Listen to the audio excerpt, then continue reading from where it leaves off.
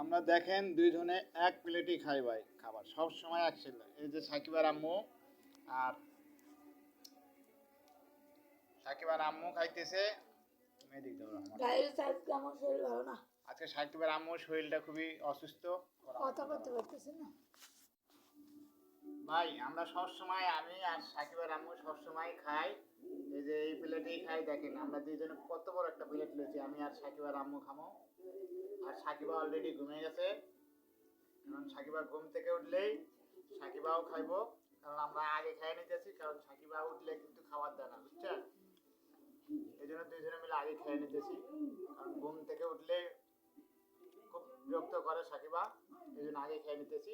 অবশ্যই আমাকে বেশি বেশি করে সাপোর্ট করবেন, এবং আমার ভিডিওগুলি যদি আপনাদের ভালো লাগে থাকে তাহলে অবশ্যই শেয়ার করে দিবেন, প্লিজ প্লিজ।